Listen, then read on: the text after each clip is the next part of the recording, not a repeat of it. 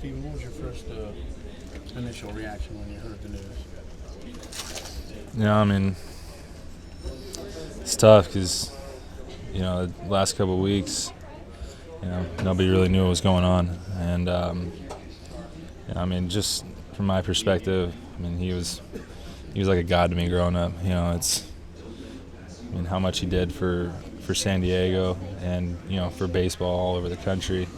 You never would have thought that would be the way that it would happen. So it's obviously different when you're a fan, but then you start a major league career or a professional career, and you're learning from him.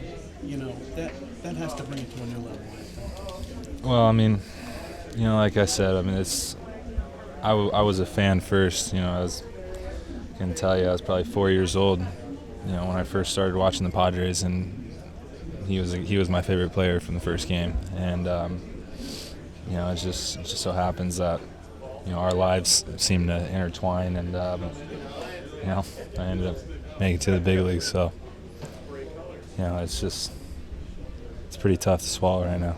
So many people around the game the last 24 hours have talked about not just what player he was, but the person that he was and how unassuming and approachable he was. Can you imagine what allowed him to be that way despite his stature in the game? It's this is a guy who he put other people before himself, and I just remember the first day I was on campus at San Diego State, and one of the first things he said is like, I'm going to the Hall of Fame this year, but I'm just your coach. And there's so many things that I'm never gonna forget. Just my time playing for him, and he's impacted so many players through the course of the year, and I'm just so blessed to be one of them.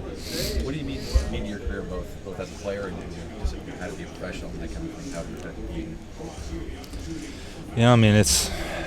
It started with just how to be a man, how to handle the ups and downs, and not everything goes your way in life, and certainly not in this game. And I think that's one of the things from personal perspective. I struggled with that, and he really helped me understand, that it's not necessarily the results, it's the work you put in every single day. That's what matters at the end of the day. That you give it everything you got. How are you doing? Yeah, like I said, it's definitely a blow, and it's tough waking up yesterday on the off day and getting the news. But I'm just been saying some prayers for the Gwynn family, and obviously all the people back in San Diego who are mourning his loss as well. He was here for your major league debut. What did that mean to you when he came out here? It's funny. I got family a couple hours down south in Virginia, and I was talking to my great uncle, and he's not doing great health wise, but we're sitting there talking, and he's like, that was so cool watching your game. I had Tony Gwynn sitting right next to me, telling me everything about what you were doing out there, and Coach, he became a part of my family as well, and he wasn't going to miss that.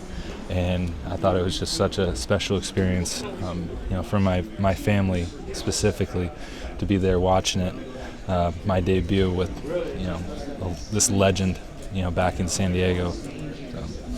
Over the course of your career, how often you guys were able to kind of keep in touch with them? It was it became pretty tough here the last couple years, with health issues and everything. But every time we come into San Diego, I'd make sure and try and stop by and say hello. And obviously, I'd come by a lot in the off season, and it was this last off season was probably the least amount I was able to see him actually. Just unfortunate that he was this time around hitting him pretty hard.